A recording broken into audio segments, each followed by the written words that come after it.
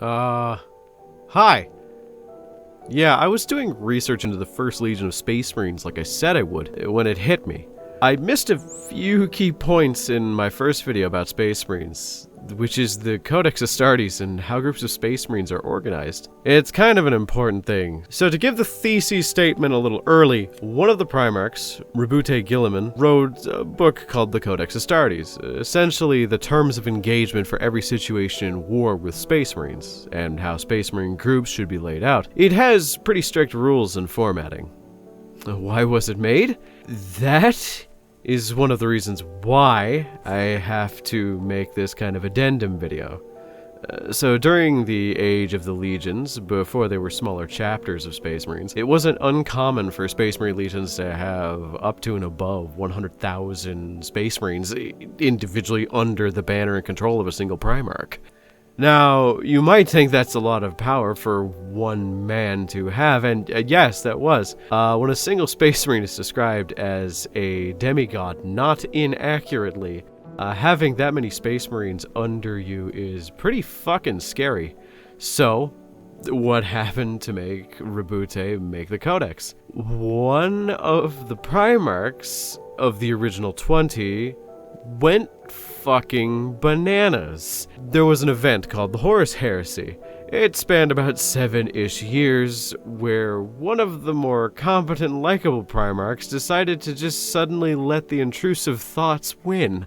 Unfortunately, for the first time in history, his intrusive thoughts weren't, just intrusive thoughts. They actually were the devil whispering in his ear. So he fell for the literal forces of chaos, destruction, disorder, and so on and so forth, causing him to think his way of ruling the entirety of mankind was better than how his dear old papa could. And thus, let the seas boil. Let the stars fall.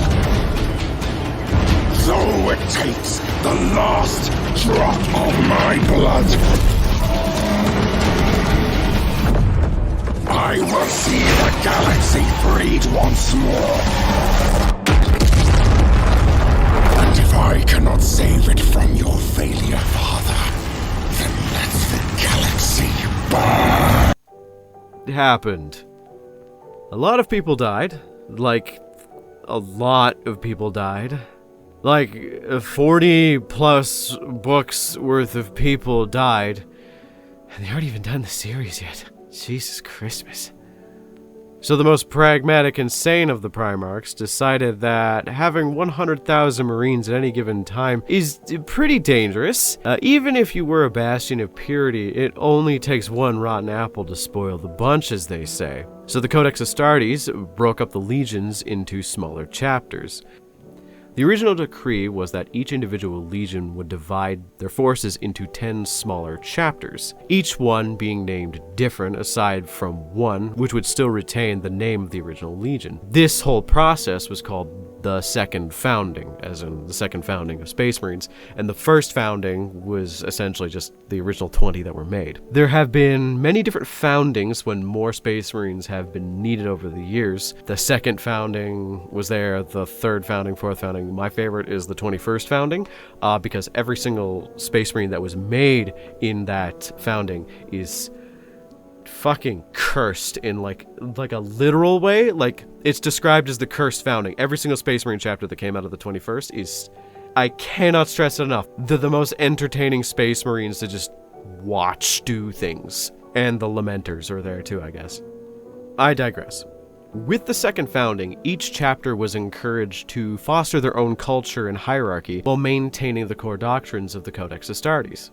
The book basically told everyone how to build a Space Marine chapter, what it should look like, and why it should look like that. It went into minutiae so tedious and meticulous as to make me seem practically laconic in comparison.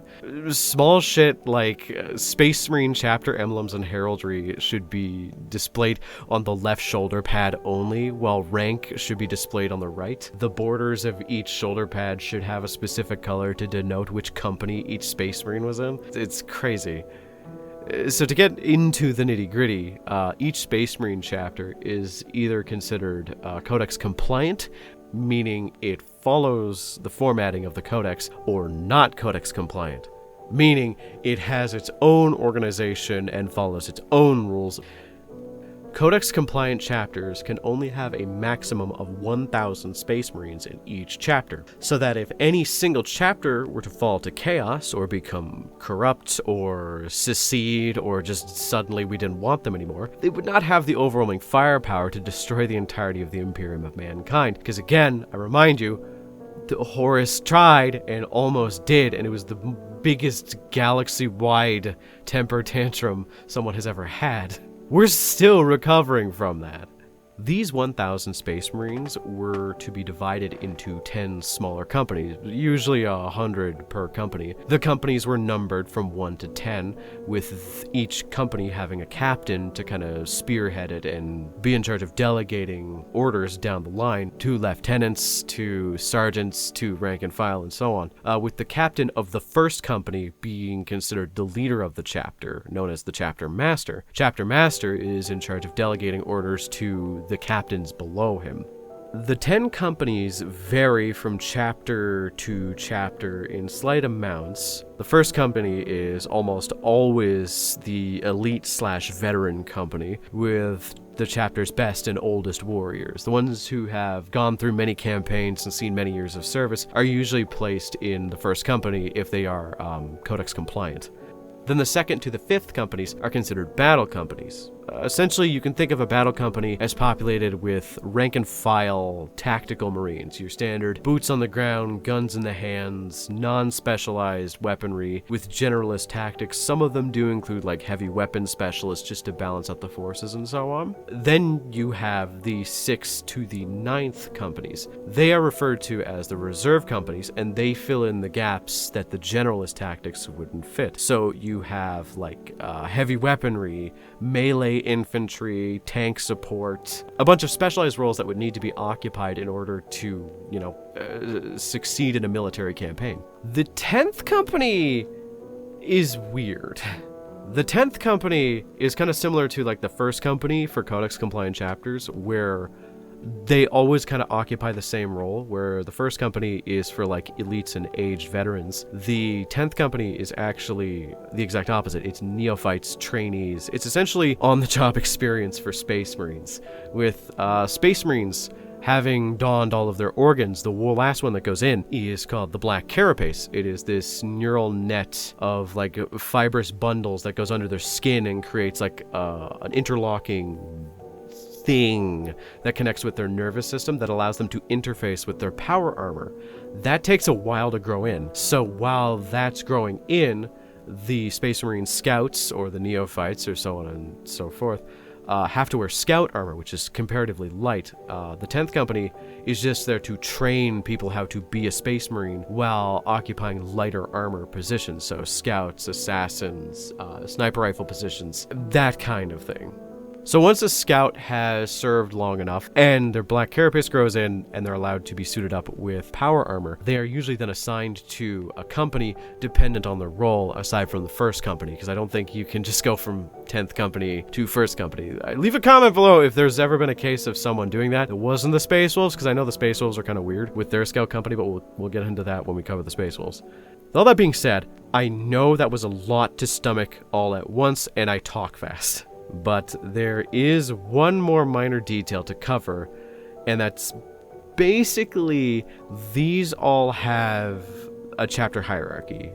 Rank and file listen to sergeants, sergeants listen to lieutenants, lieutenants listen to captains, and captains listen to the chapter master of the entire legion. But there are some members of the chapter that fall outside of this hierarchy. They all have a hyper-specialized role to play. For one, you have apothecaries, one of the most important aspects of a chapter. They are essentially the battle surgeons of the chapter, having one apothecary usually per company. Their job is to treat wounds as well as collect the gene seed of fallen battle brothers using an arm-mounted chainsaw glove, which is really fucking metal. Then you have the chaplains. Those tasked with maintaining chapter's spiritual health and fervor. They are also 110% batshit insane almost all the time. But, like, in a good way. Where they, for some reason, are really, really good at beating the shit out of people with a club. Their ability to fight is so awe-inspiring that other Space Marines will fight harder if there is one nearby. That's kind of awesome. Usually they carry around a copy of the Lectitius Divinitatu, the holy book of the Space Marines, or like the individual Space Marine chapters version of it. Some of them have their own semi-heretical version of the book that they kind of chant from.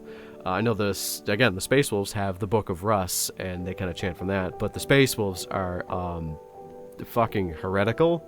Like, really, really heretical. They do a lot of stuff that is just big no-nos. Don't like the Space Wolves, if you couldn't tell. We'll get into that. So yeah, after you have the chaplains, you then have the librarians, which are not a bunch of bookkeeping nerds. They are a bunch of fucking wizards? Yes. Each chapter has a small Hogwarts section to teach psychics how to fight like a Space Marine. Space Marine librarians are pretty high on the do not fuck with scale in the 40k universe, because they routinely make people reenact that one scene from The Watchmen. You know the one. Again, it still kind of frazzles me a little bit that just magic is just a widely accepted thing in this setting, and maybe I'm just easily amused, and also I'm very used to playing factions that don't have psychers, but like, yeah. Lastly, you have Tech Marines.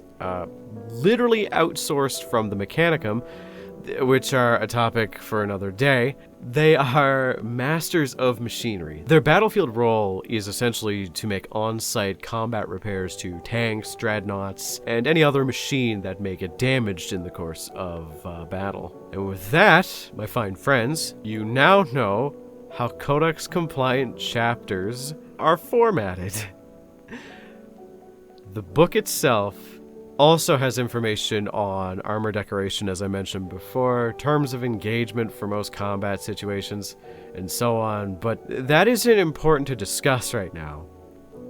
I hope you fuckers learned something, because I had to do so much weird reading onto how this codex works, and most of it is just nonsensical gobbledygook to build fluff for the setting, which, don't worry, it's cute, it's great, I love it, but when I'm trying to lay down the rules of how this codex works to make my Space Marine videos make more sense, I don't think I need to know that, oh, there's a shiny little bolt in someone's forehead that means he's been serving for fucking 25 years.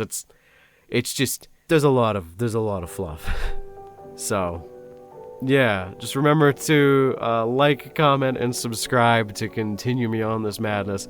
And I promise, later this week, I will have the first video in the Meet the Legion series, where you're going to meet the Dark Angels. I am combing through their content right now, and I knew nothing going into this. I just knew that Asmodai was why. Why is he always just the fucking meanest person in any situation?